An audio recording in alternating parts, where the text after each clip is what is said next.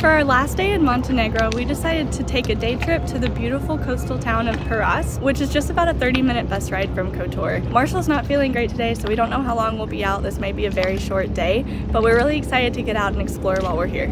Even if we don't stay for too long, we can already tell this is going to be a great place to explore because where the bus dropped us off was right next to the coast, and on the other side of the street was this gorgeous cathedral with this bell tower. So it's so beautiful here. It also seems like this is already going to be much calmer than Kotor, so we're super excited to have a little change of pace, a little less touristy, a little less crowded, and we're gonna go walk along the boardwalk and find something to eat for lunch.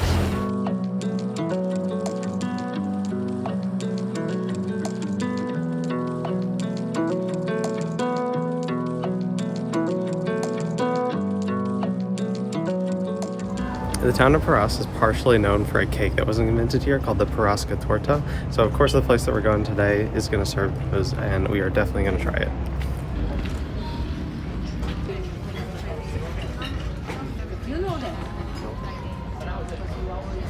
This place feels like absolute paradise. We have the most incredible views here. The tables are set right on the water, and it's just perfect. I'm so happy we took a day trip here.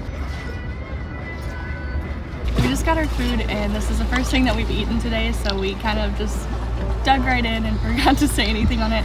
But we didn't get anything too out of the ordinary. We just got some stuffed chicken, a salad of cucumbers and tomatoes, and some tomato soup. But I also got some local coffee, which I absolutely love. It reminds me a lot of the coffee we got in Bosnia, except for instead of it coming with the little Turkish mug, it's just all in one normal coffee mug, and the grounds are still in it, and I didn't know that, so I got a big mouthful of grounds on my first sip. But it tastes amazing. It's not very bitter, and it just is a great, rich taste, and I think it's maybe the best coffee I've ever had. I love it. It's just perfect without adding any sweetener. The flavor is just amazing. I'm very happy I tried it. The local coffee here is very good. Okay, so we got some of the Perast torta. Is that what it was called? Parashka. Parashka torta. I had to say about it. You're the dessert person here. You don't know anything about it? Other than like about the it's like taste of it vanilla, lemon, and Really? So it seems like something I might actually like.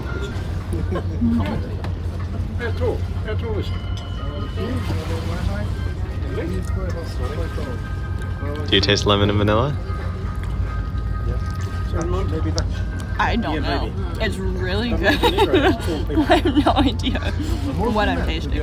It's like one flavor settles in and then another one takes over. There's a lot of stuff going on. It looks so simple, but wow, there's a lot of flavors in that.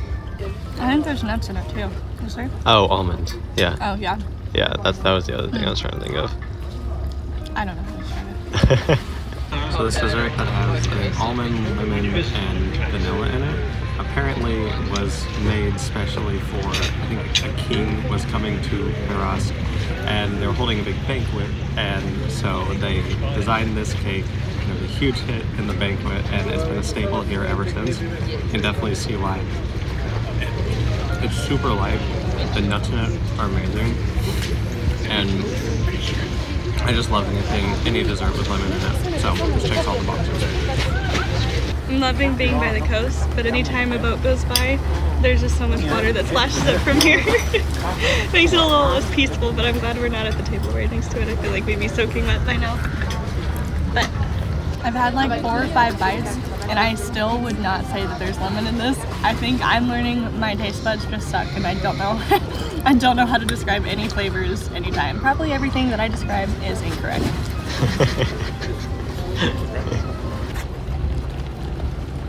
So now we're gonna try to get a boat ride over to some of the islands that are right off the coast of the town. And I think the boat just got here, so we will get on it and explain the islands when we get there.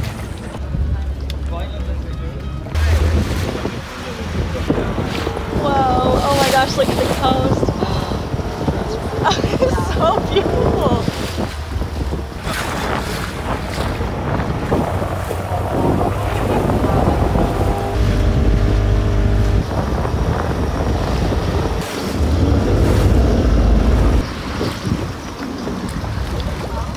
So we just got off of our little taxi boat onto Our Lady of the Rocks Island. and this place is so beautiful. It's a little windier over here and it just feels amazing. It looks amazing. I just can't believe we're standing here. It's absolutely breathtaking. I think this is the only man-made island on the Adriatic Sea. I think, is that what it said? Yeah. Okay. The story goes that a few seamen, as they were sailing past here, claimed that they saw the Madonna and the Child here. So as they were passing along it on their routes, they would pass in a rock or two at a time until it became a man-made island, and they kept it all to themselves. But then there was this cathedral built on top of it, but it was just slowly built up over time. I'm not 100% sure if that's true, but that is how the legend goes. It's really peaceful right now, but a big boat just pulled up, so I think it's about to get a lot more crowded on this tiny little island. But oh my gosh, it's so gorgeous. I can't believe how beautiful this place is.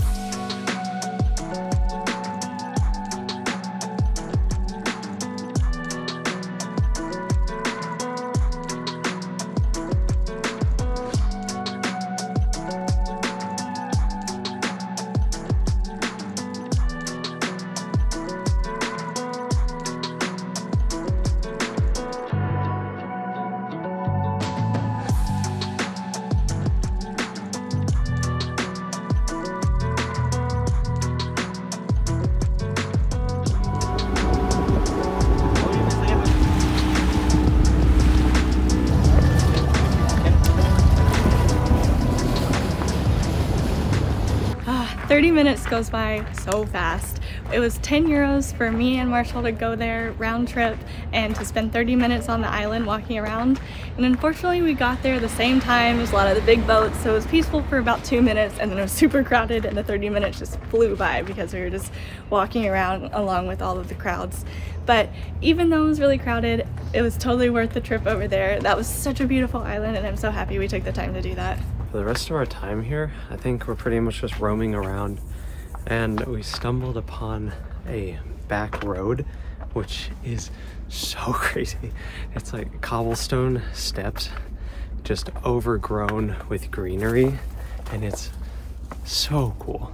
It looks like there's residential properties on either side, and this is just like a side street, but there's flowers growing, and I don't think I'd necessarily call this a street.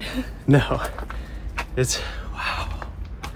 Yeah, walls on this side, greenery above us, and these super vibrant flowers everywhere. This is pretty amazing, and I think we're about to come up on a really nice view. Oh gosh. Wow. Just got blinded by the sun. Yeah, pretty nice view. Throughout the town of Perast, there are 18 palaces that have been here for a really long time. 18 out of the original 20. And we assumed that this path might take us to one. And I think a lot of them were actually just alongside the boardwalk that we've been walking along. But it did not. It just took us to a street on the backside. And we're not really seeing anything else up here. So we may just end up heading back. If nothing else, we got some pretty amazing views from this hike up. I think I got a bunch of bug bites too. Well, I feel like everything we said yesterday about Kotor, like it being incredibly picturesque, also applies to Perast, but with the added benefit that there are so many fewer tourists here, it just feels much more relaxed, and it's a lot smaller too, but you still get incredible views, and the Lady of the Rocks is so amazing being able to go over to it. So Serena and I have easily agreed that we've liked this more than Kotor, and we would have loved to have been able to stay at least one night here. Yeah, I'm really curious what this town is like in peak season because it's so calm right now and it's wonderful, but it is late September, so I don't know how it's like in July or August, but so far we're absolutely loving it. It feels like a less crowded Italy. Like, it's gorgeous, it's coastal, it feels luxurious and like paradise. But I don't know. I don't know if it's well done even in peak season. Yeah, we've definitely both agreed that this feels very much like what we thought Italy was going to feel like, and I think at least I've liked it more. I like them both.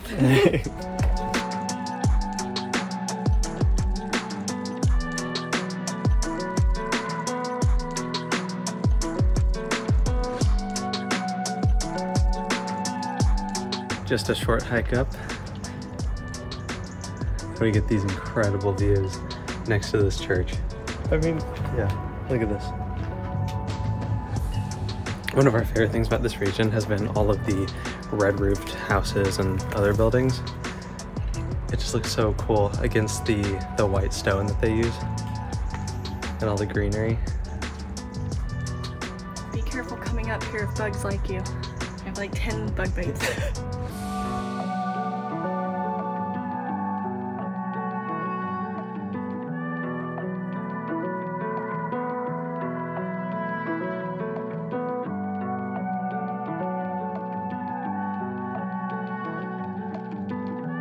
We didn't find a lot of good maps of how to find these palaces, so we're kind of just wandering around the alleyways, and it turns out it's really hard to find stuff that is not just a private entrance to somebody's property. So we stumbled across a couple, but it's not looking too great, and we have to go down to our bus in probably like 40 minutes, so I don't know how many we're actually going to end up finding.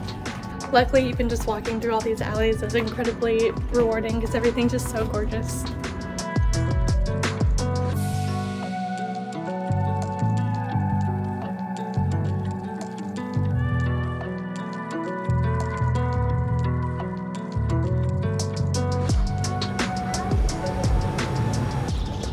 We might just miss the sunset or just make it. Yeah, if you're gonna come here, we would definitely recommend staying the night. This would be such an amazing place to be in the evening, to have dinner on the boardwalk, and it's already gotten a lot less crowded since we've been here, so I assume it'll get even more like that the later it gets. So this would just be like the perfect evening place to stay. And it looks like an amazing sunset with the rays just coming through the mountain. The rays going straight onto the islands that we visited earlier. Like, this is just, it's so beautiful.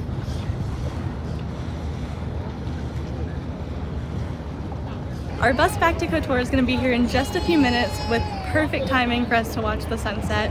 Our next stop is Albania, which we'll be heading to tomorrow, so we'll see you guys there.